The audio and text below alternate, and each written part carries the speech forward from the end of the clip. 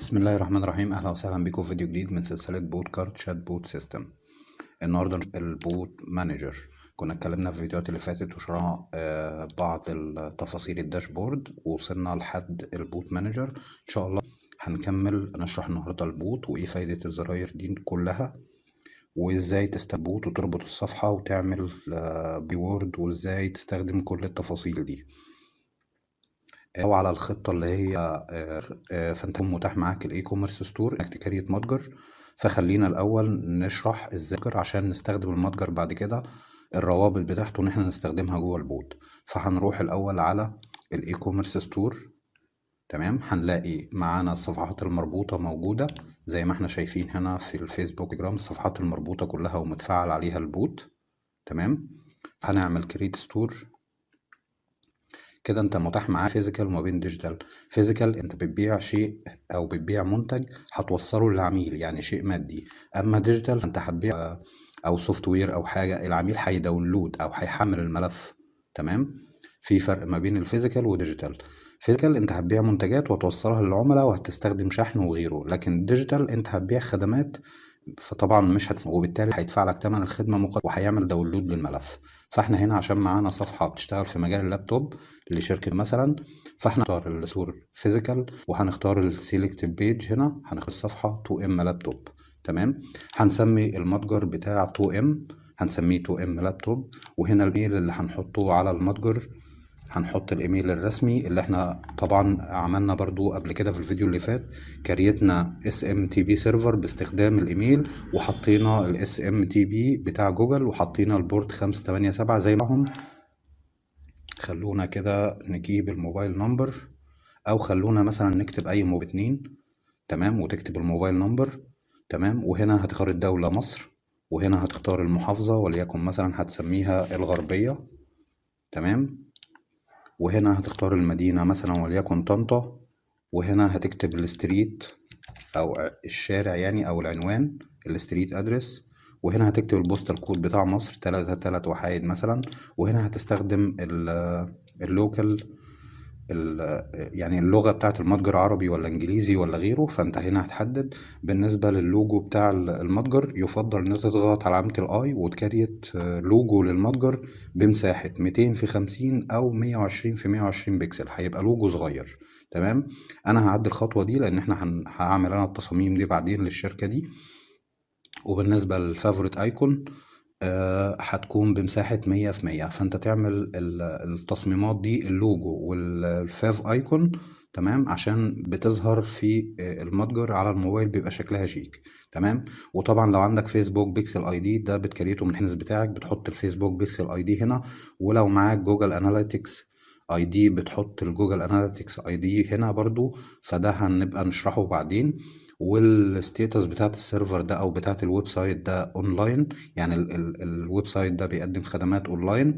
والشروط لو انت عايز تكتب شروط البيع على المتجر بتاعك بتكتبها هنا، وسياسة الاسترجاع برضو بتكتبها هنا. فخلونا انا كده كتبت تقريبا كل الداتا المطلوبة، واخترت ان هو فيزيكال لان ده يعني ده متجر بيبيع منتجات وهيوصل منتجات للعملاء وهيستخدم شحن، فهيبيع منتجات مادية. فانا هنا اخترت فيزيكال. تمام، وطبعا الشروط والأحكام بكتبها وسياسة الإرجاع برضو بكتبها. وبعد كده بضغط على create store. create store بيظهر لي your store has been created successfully، فبضغط اوكي. تمام، كده انا كريت المتجر وبقى المتجر مربوط بصفحة 2M. تمام كده. عندي هنا احصائيات للمتجر. هنا البحث لو انت عايز تبحث عن فترة معينة او غيره. هنا الداشبورد بتاعت المتجر، هنا بيديك عدد الاوردرات المطلوبة. هنا الريكفرد كارت او عدد الاوردرات اللي هي متحملة على السلة والعملاء يعني ما عملوش شراء ليها. هنا الاوردرات اللي العملاء اشتروها. هنا التوتال ايرنينج او بمعنى عمليات البيع كلها كام. وهنا الكارت اكتيفيتيز اللي هو نشاطات السلة، وده بيبقى مؤشر بياني كده بالتواريخ على حسب الفترة الزمنية بتاعتك زي ما احنا شايفين. وهنا التوب برودكتس او الاكتر منتجات مبيعا، ودي قوائم المتجر اللي احنا كريتناه. خلونا نظبط اعدادات المتجر دي وبعد كده نكمل. هندخل على الستور سيتنج. هنا بتأكد تاني من البيانات لو انت عايز تغير الايميل او عايز تغير رقم التليفون او غيره، وتتأكد انه RTL right to left او عربي، يعني اللغة تكون عربي. تمام. وهنا لو عايز تحط اعدادات البيكسل اي دي والجوجل اي دي بتاعك، وتتأكد من البيانات دي تمام مفيش مشكلة. هنعمل سيف او ستور ابديتد. هندخل بعد كده على التشيك اوت سيتنج اللي هو اعدادات الدفع. لو انت عايز تخلي الدفع عندك عن طريق الباي بال، ده لو انت بتقدم خدمة فانت مضطر ان انت تكريت باي بال بيزنس اكاونت وتحط الايميل بتاعك هنا وتفعل الدفع عن طريق الباي بال. هنا بوابات دفع على حسب البلد اللي انت منها. في البوابات الدفع دي بتغطي بلدان كتيرة جدا. مبدئيا لو احنا في الشرق الاوسط مثلا او في دول عربية، فبوابة اسمها ماي فاتورة، تمام، بتدعم الدينار الكويتي والريال السعودي والبحريني والدرهم الاماراتي والريال القطري والريال العماني والدينار الاردني والجنيه المصري. تمام.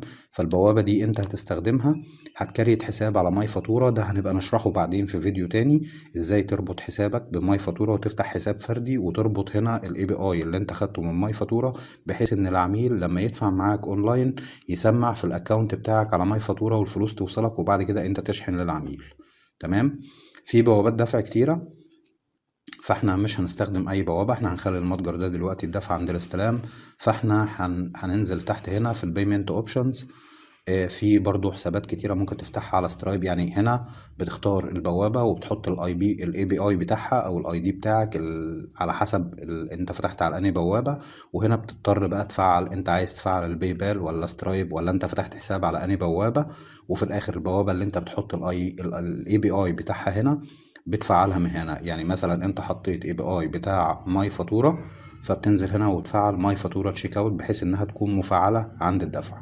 فاحنا دلوقتي هنتأكد ان المتجر ده شغال كاش اون ديليفري، فهي متفعلة افتراضية يس. ولو عايز تخلي دفع مانوال او دفع يعني دفع يدوي، ممكن تفعل المانوال تشيك اوت وتحط مثلا رقم زي فودافون كاش بتاعك او غيره. العميل يبعت لك الاول تحويل على فودافون كاش ويبعت لك سكرين شوت من خلال المانوال تشيك اوت، وبعد كده انت تاكد الاوردر، وبعد كده تعمل تاكيد للاوردر وتبعت له رساله ان اوردره مثلا تم شحنه او كومبليت او غيره. كل ده هنعرفه بعدين. هنا بقى بالنسبه للكرنسي والفورماتنج بتاعت العمله او العمله بتاعت المتجر بتاعك، احنا بنبيع هنا على المتجر ده في مصر فالعمله جنيه مصري، وبسيب الاختيارات دي زي ما هي موجوده. لو انا عندي خدمات شحن او توصيل او ضرايب، بحط القيمة الضريبية بتاعتي هنا وبحط تكاليف الشحن. خلينا نحط هنا 200 جنيه. تمام.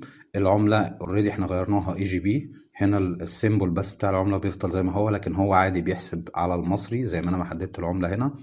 هنا بقى الدليفري بريفرنسز اللي هو تفاصيل التوصيل، يعني او خدمات التوصيل اللي انت بتقدمها. انت بتقدم ستور بيك اب، يعني العميل يقدر يختار نقطة الاستلام بتاعته المتجر بتاعك، ولا بتختار كمان هوم دليفري، ولا بتقدم خدمة التوصيل للمنزل. فاحنا ممكن نفعل الستور بيك اب والهوم دليفري. تمام كده. لو انت مطعم او غيره، انت بتضطر ان انت برضو تعمل متجر وتحط عليه منتجاتك وتحط عليه القوائم بتاعة المنيوهات بتاعتك كلها، وبتعمل بريبريشن تايم اللي هو وقت التجهيز. ممكن تفعله وتقول للعميل مثلا تعالى استلم كمان 30 دقيقة او ساعة. فده برضو بيبقى سيستم متاح للمطاعم، ان انت بدل ما تكريت منيو ورقي تعمل منيو بكيو ار كود معين تحطه على المطعم بتاعك او للمطعم، للعميل اللي انت ماسك حساب المطعم بتاعه على الفيسبوك. وبالتالي العميل بيعمل سكان بس للكيو ار كود وبيطلب المنتج بتاعه، او كافيه مثلا بيطلب المنتج بتاعه وبيقول له والله هيوصلك الاوردر بعد 30 دقيقة بعد ساعة. تمام. السكيدول اوردر دي انت بتدي للمتجر امكانية ان هو يرتب مثلا الاوردر ده هيتعالج في خلال يوم يومين ثلاثة. انت هتختار، هتقول له بعد يوم، النهاردة ولا بكرة ولا بعده ولا في خلال اسبوع ولا غيره. تمام. احنا كده كده اوريدي هنفعل الاعدادات الافتراضية دي. هنا اللوجن معلومات الدخول الخاصة بالمتجر. انت لو فعلت جاست بيرشز فمعنى كده ان العميل هيقدر يطلب من المتجر بدون ما يسجل بياناته، ودي احنا مش عايزينها. لان في ساعات انت ممكن العميل يسجل بايميل بدون ما يحط لك رقم تليفون، فانت مش هتعرف برضه تتواصل معاه. ممكن هتستخدم البوابة اللي احنا شرحناها قبل كده اللي هو الاس ام تي بي بتاع جوجل، اللي احنا عملنا عليه خدمة بريد رسمي يعني. واستخدمنا جوجل كأن هو بريد رسمي عشان ابعت للعميل نوتيفيكيشن، بس فرضا العميل ما بيتابعش الايميل بتاعه، فانت بالتالي هتفقد الكونكشن مع العميل. تمام. هنا لو انت عايز تكريت ليبل معين، لما العميل مثلا يعمل بعد ما يعمل عملية شراء يتحط تحت ليبل معين تستهدفه تاني بعد كده، سهل ان انت تكريته. هنا بالنسبة للعناوين هتختار التشيك اوت كانتري، هتفعل اختيار التشيك اوت كانتري والستيت اللي هو المحافظة والسيتي اللي هي المدينة، ومش لازم تفعل التشيك اوت بوستال كود او الزايب كود. وممكن تختار التشيك اوت ايميل والتشيك اوت فون والدليفري نوت. الدليفري نوت انت بتتيح للعميل وهو بيشتري او بيطلب منتج ان هو يكتب ملاحظات للتوصيل او ملاحظات بتاعته حوالين الطلب بتاعه. كده احنا تقريبا عملنا كل الاعدادات. هننزل تحت ونعمل سيف. تمام. هنلاقي your data has been successfully stored in database. خلاص كده احنا ظبطنا الاعدادات دي. هندخل على الابيرنس. الابيرنس دي خاصة بشكل المتجر نفسه، فهنا بتختار مثلا لون افتراضي للمتجر هنخليه اللون ده، وهنقول له البرودكت جروبنج هنخليها كاتيجوري اللي هو نظام عرض عن طريق الاقسام يعني. تمام. وهنختار الجريد فيو بتدي شكل افضل. وهنا لو عايز تغير الخط بتاع المتجر نفسه.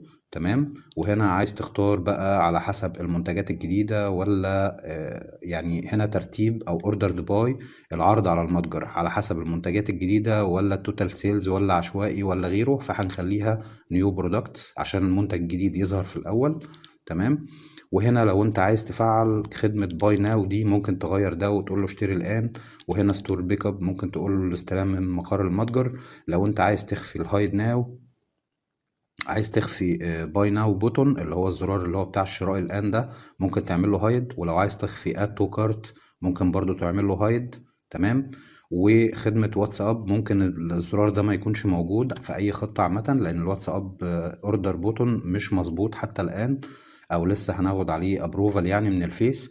فعموما احنا هنسيب كل حاجة افتراضية، احنا بس عدلنا الشكل وعدلنا طريقة العرض بالأقسام وقلنا له يعمل جريد فيو، وعدلنا طريقة السورت للبرودكت أو طريقة عرض المنتجات على حسب المنتجات الجديدة. وممكن نعدل نقول له الشراء الآن مثلا هنا، وممكن هنا نقول له الاستلام من مقر الشركة. تمام. وهنسيب كل حاجة زي ما هي، واخترنا اللون الافتراضي اهوت للمتجر، وهنعمل سيف. كده احنا عملنا اعدادات المتجر نفسها او الشكل العام للمتجر. بعد كده البيزنس هاور سيتنج. يا ترى انت المتجر بتاعك ده مفتوح في اوقات معينه ولا اولويز اوبن؟ طبعا بما انك انت اصلا بتقدم خدمه اونلاين فطبيعي ان المتجر بتاعك يكون موجود 24 ساعه. عايز تخليه متاح للعملاء في اوقات معينه ممكن بتلغي الخيار ده وبتحدد تفاصيل المتجر يكون فيها متاح للعملاء. تمام. بعد كده بتنزل على الكاتيجوريز دي اللي هي اقسام المتجر. فاحنا مثلا بنقول هنعمل الشركة دي خاصة بلابتوب، هنعمل لابتوب. وبالنسبة هنا للصورة اللي انت هترفعها كساب نيل، يفضل انها تكون مساحة 500 كيلو بايت ومن نوع جي بي جي او بي ان جي، والريكومندد بتاعها تكون 100 في 100 بكسل. تمام. فخلينا انا هعمل التصميمات دي بعدين وهنعمل سيف. كده انا عملت قسم جديد اسمه لابتوب للمتجر. الاتريبيوتس دي الخصائص بتاعت المنتجات. لو انت عايز تضيف خصائص للمنتجات مثلا انت بتضيف القيمة بتاعت المنتج، ولو عايز تحط اكتر من خيار او اختيار او اوبشنال ده يعني اختياري العميل يختار او لا. وهنا خلينا مثلا نقول الحالة، وهنكتب هنا الاتريبيوت. هنضيف مثلا حالة او خصائص اسمها الحالة، وهنكتب نيو مثلا، وهنعمل كوما. تمام. وهنكتب يوزد ونعمل كوما. كده انا ضفت دول الفاليوز بتاعه الاتريبيوت نيم دي. ولو انا قلت له الخيار ده اوبشنال اختياري بحيث ان العميل متاح ان هو يطلب ده او ده، مش واجب يعني لما يطلب عند الطلب يحدد نوع الحالة ايه.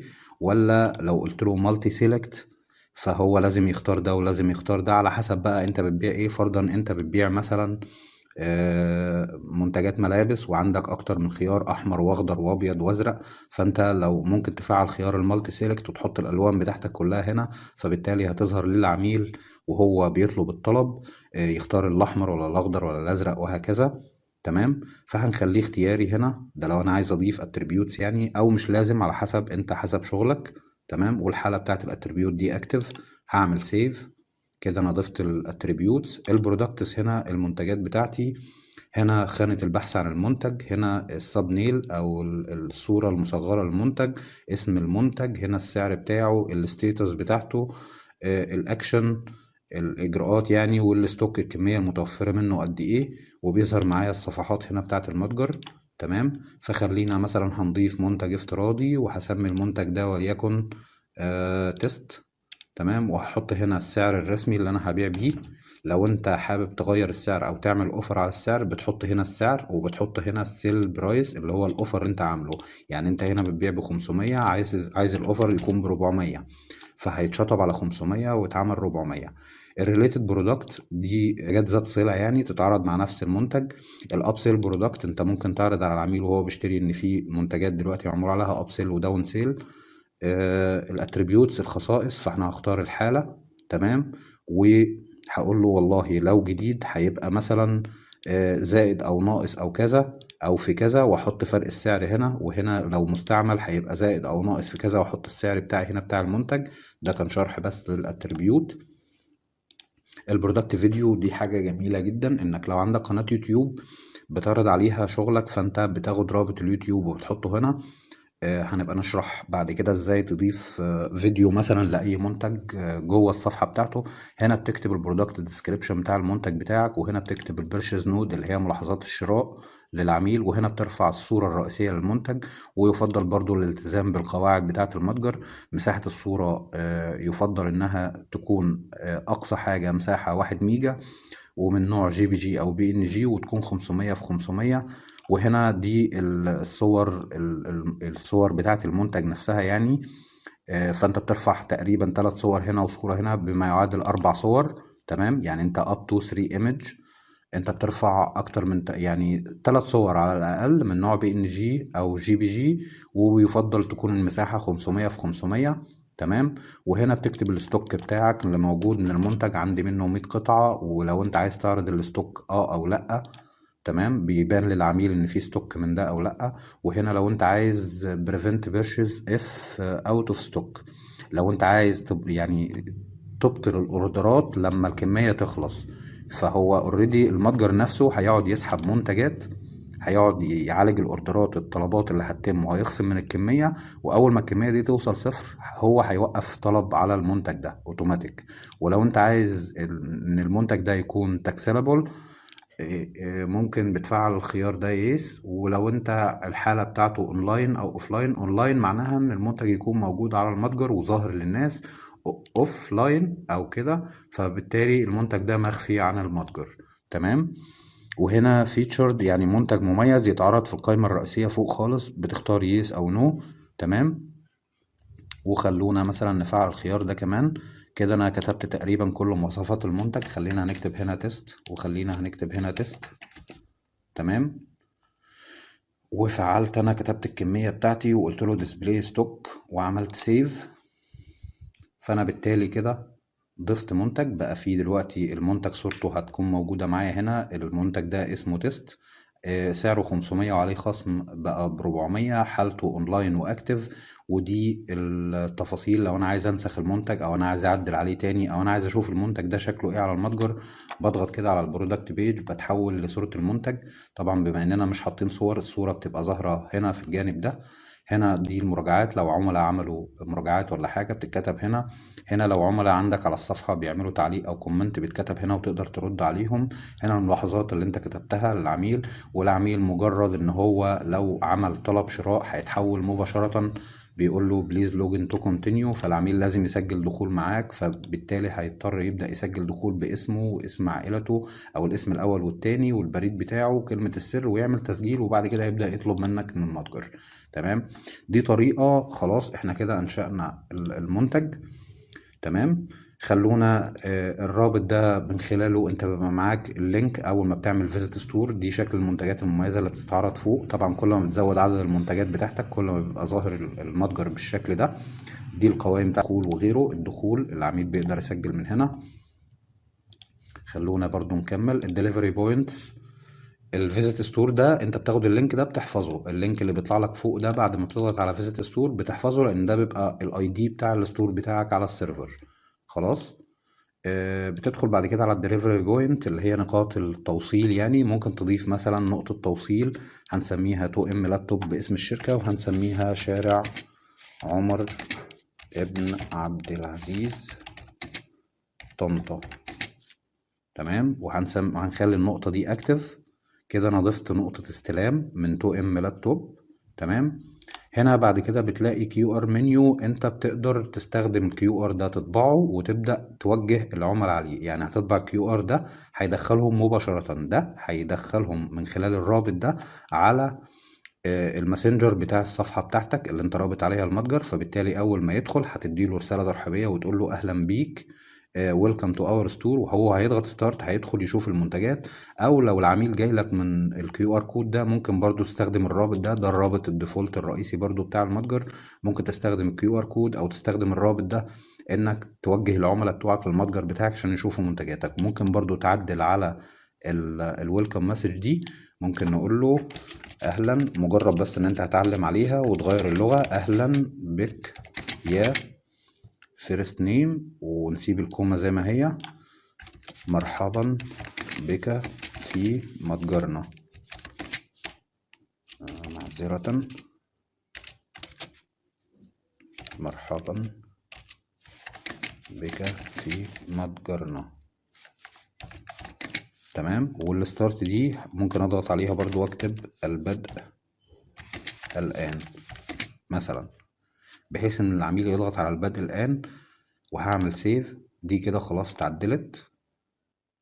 تمام. لو رجعنا لها تاني على الكيو ار كود او كيو ار منيو هنلاقيها موجودة اهيت. اول ما العميل يعمل سكان للكيو ار كود ده هيظهر له في الماسنجر بتاعه اهلا بك يا واسمه، وبعد كده مرحبا بك، ويضغط البدء الآن. تمام. خلونا بعد كده ندخل على جزئية الكوبون. الكوبون ده لو انت عايز، هنا طبعا زي ما قلنا دي خانة البحث عن منتج معين، وهنا فلتر تصفية بالتاريخ يعني. لو انت عايز بقى تضيف كوبون معين فبتختار اد، والمتجر افتراضي اللي احنا شغالين عليه 2M لابتوب، بتحدد هنا المنتجات اللي انت هتضيف عليها كوبون. وهل يا ترى الكوبون ده بنسبة مئوية ولا يعني بمبلغ معين، ولا بفيكسد برودكت يعني عليه تخفيض، مثلا ياخد منتج مع منتج تاني، لو اشترى منتج يضاف له منتج تاني وهكذا. فانت بتحدد هنا الكوبون كود، بتكتب مثلا الكود بتاع الكوبون اللي العميل هيستخدمه لحظة الشراء، وقيمة المبلغ مثلا الكوبون ده هيعمل له خصم. وهنا بتحدد الاكسباير ديت بتاع الكوبون. وهنا بتحدد الماكسيمم يوسج ليميت اللي هو اقصى حد الاستخدام الكوبون. ولو انت عايز تخلي الكوبون ده يعمل للعميل شحن مجاني بتفعل الخيار ده، ولو اكتف بتشغله من هنا وبتعمل سيف. تمام. نرجع تاني، انا مش هضيف كوبونات دلوقتي. هنا signed up customers. فبالتالي هنا العملاء بقى اللي سجلوا معاك بيظهر معاك الافاتار بتاع العميل بتاعك او الصورة بتاعت العميل، الاي دي بتاعه، الفيرست نيم واللاست نيم والايميل بتاعه والحالة بتاعته، وهل هو مشترك في ايه بالظبط. تمام. هنا بقى خانة الاوردرات اللي انت حصلت على المتجر بتاعك. بيظهر لك هنا كل تفاصيل الاوردر، كل التفاصيل بالسبسكرايبر اي دي بتاعك، بالستيتس، بحالة الطلب يعني، بالمبلغ، بالعملة، بالفاتورة اللي انت تقدر تطبعها كمان، وبالترانزاكشن اي دي لو هو عمل لك، سواء بقى عمل لك دفع الكتروني او دفع يدوي، وطريقة الدفع ايه، والطلب امتى، والدفع امتى. فدي كل التفاصيل بتبقى موجودة معاك هنا. هنا الكوبي يو ار ال، انت بتقدر تستخدم الستور بيج. ادي الروابط بتاعة المتجر كلها، ادي روابط قسم اللابتوب الخاص بالمتجر، ادي روابط الاوردرات، ده بالنسبة للعميل يعني. وادي روابط المنتجات لو انت عايز توجه المنتجات، وادي روابط الشروط والاحكام، وده رابط سياسة الاسترجاع. تمام. وده الويدجت لو انت عندك اونلاين يعني ويب سايت تاني، ولو انت حابب تربط المتجر ده معاه بتاخد الويدجت دي او الاي فريم ده وبتربطه بملف HTML او بتحطه في الهيدر، بتاخده امبيدد كود ده، بتاخد ده كوبي وبتنسخه على الموقع التاني بتاعك او على المكان اللي انت عايز تنسخ فيه الرابط ده. هنا الاوردر ستيتس نوتيفيكيشن. دي بقى اللي هي إشعارات الطلبات، بتروح للعميل رسالة سواء بقى أنت هتفعلها من خلال الماسنجر. فحالات الطلبات اهيت اللي هو تحت الطلب وابروفد وريجكتد وغيره، انت بتترجم دي طبعا للغة بتاعتك، والسيستم اوتوماتيك بيتعرف على رقم الطلب ونوع الطلب وحالة الطلب وغيره على حسب انت الإجراء اللي انت خدته هنا. وتقدر برضو تعرب الكونتنت ده، ممكن تخلي دي اسمها سجل الطلبات. تمام، وممكن تعدل ده وتقول له اهلا بيك يا كذا، الاوردر كذا تم تحديث حالته الى كذا. تمام، وثانك يو، وهو بيدي للعميل النوتيفيكيشن ده على الماسنجر اول ما انت بتاخد اكشن. يعني الاوردر مثلا عندك بيندنج وانت عملت له ابروفد، بيروح للعميل الاوردر تم تحديثه الى ابروفد. تمام، شكرا لك 2 ام لابتوب تي مثلا. تمام كده. ده الاشعارات من خلال الماسنجر. الاشعارات من خلال الاس ام اس انت بتقدر برضو بتحدد بوابة السندر اي دي زي ما قلنا في الفيديو اللي فات. انت بتختار شركة معينة تفتح معاها اكونت سندر للاس ام اس، وبتاخد الاي بي اي بتاعتهم، وبالتالي بيظهر معاك السندر هنا اللي انت فتحت معاه اكونت، بتبدأ تختاره هنا كمقدم خدمة اس ام اس. هنا الايميل نوتيفيكيشن ده بقى زي ما قلنا ايه اللي هنستفيده. احنا قلنا برضو قبل كده ان احنا هنا بنختار السندر اي دي. انا مثلا عامل سندر اي دي اهوت عبقرينو @بودكارت.ستور وليكن، فانا هختار ده سندر اي دي. بالنسبه لي ده يعني ده دومن نيم خاص بيا، انا عامل عليه اس ام تي بي، وتقريبا انا نسيت اعمل 2 ام لابتوب زي ما شرحت في الفيديو اللي فات. عموما انا هعدل الاعدادات دي للشركه دي بعدين. مجرد برضو ما باخد اي اجراء على اي طلب من الطلبات، سواء بقى حدثت الطلب لابروفد او ريجكتد او شيبد او ديلايفرد او كومبليتد، بيروح للعميل رسالة على الايميل مباشرة بيقول له اهلا بك، تم تحديث حالة الطلب الى كذا، والفاتورة بتاعت الطلب بتاعك اهيت، وشكرا لك فريق عمل مثلا 2 ام لابتوب وليكن.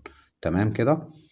انا حددت هنا الدومين نيم ده عشان اشتغل بيه، او الايميل ده عشان اشتغل بيه هنا، باعتباره ان هو اصلا ده الشغل بتاعي الافتراضي يعني. هنا الكونفirmation والريمايندر، لو عميل مثلا اشترى منك حاجة، فبالتالي انت بتبعت له confirmation، بيوصل له برضو notification على الماسنجر وعلى الايميل وعلى الاس ام اس. انت بتختار بقى على حسب انت هتشغل انهي حاجة، وممكن برضو تعدل في المحتويات دي وتخلي دي مثلا طلباتي. بيروح له نوتيفيكيشن بعد ما انت تعالج الطلب، بيقول له والله انت اشتريت، شكرا لك على الشراء من المتجر بتاعنا، لو كان عندك اي استفسار سيب لنا رسالة او حاجة. وبيروح له تفاصيل الطلب وهو دفع ايه واشترى والطلب ده هيتوصل له فين وهكذا. وهنا you can see your order history and status here، ممكن تعدلها تقول له يمكنك مشاهدة طلبات سجل الطلبات والحالة من هنا مثلا. يمكنك مشاهدة سجل الطلبات والحالة من هنا. تمام كده، انا عدلت على الحاجة دي، وبقول له والله لو انت عايز تبعت للعميل ده نوتيفيكيشن بالنسبة لحالة الاوردرات، يعني ابعتها له بعد مثلا 24 ساعة، بعد 23 ساعة، انت بتحددها. يفضل انك تستخدمها مرة واحدة بس، يعني تبعت نوتيفيكيشن مرة واحدة للعميل في خلال 24 ساعة فقط لا غير. تمام، بعد كده بتعمل سيف. هنا الريمايندر ريبورت ده عبارة عن فلتر كده بيقول لك انه انا بعت للعميل فلان الفلاني الساعة كذا، بعت له كذا وفكرته بالاوردر ده عبارة عن ريبورت كده. وهنا الزرار ده لو ضغطت عليه ديليت ستور، فانت حذفت كل اللي احنا عملناه ده كله. لو انت حابب ان انت توقف الاكونت بتاعك على المتجر، فانت لازم الاول، او على السيرفر عامة، يعني لو انت حابب تلغي الاكونت بتاعك خالص بعد ما كريت المتجر، فانت ممكن الاول بتروح بتدخل على الاي كوميرس سيستم او الاي كوميرس ستور، وبتضغط على ديليت ستور، بتحذف كل الداتا الخاصة بيك الاول، وبعد كده بتروح على الصفحة وبتعمل enable بتعمل disable boot connection وبتلغي كل حاجة، وبتعمل unlink للاكونت بتاعك. تمام كده. فاحنا كده شرحنا ده. كده شرحنا ازاي تعمل متجر، وايه التفاصيل بتاعة اللوحة او الداشبورد بتاعة المتجر دي كلها، والرابط بتاع المتجر، وهنستخدم الحاجات دي ازاي. وعملنا قسم جديد، وضفنا مثلا منتجات بخصم، وعرفنا ازاي نعمل كوبونات وغيره. تمام. فخلونا في الفيديو الجاي بقى نبدأ بعد ما كريتنا المتجر ده، نبدأ نشتغل على البوت مانجر. البوت مانجر هنبدأ نستخدم البوت فلو بيلدر والكيورد سيتنج، وهنتعرف على كل القوائم دي عشان احنا كريتنا المتجر الاول، عشان احنا واحنا بنشتغل هنا في البوت مانجر هنا هنبدأ عايزين نوجه العميل مثلا للمتجر عشان يشتري حاجة، فلازم يكون عندي متجر في الأساس متكريت. انت على خطة تانية ما فيهاش متجر إلكتروني، استخدم ده مباشرة. تمام. يا رب يكون الفيديو ده بسيط وسهل، وإن شاء الله أشوفكم الفيديو الجاي في سلسلة شروحات بودكارت. وأخيرا أرجوكم لو المحتوى ده مفيد بالنسبة لك وهيساعدك في شغلك وفي التسويق أونلاين، رجاء الاشتراك في القناة وتفعيل زر الجرس عشان يوصلك الفيديوهات الجديدة. بالتوفيق للجميع.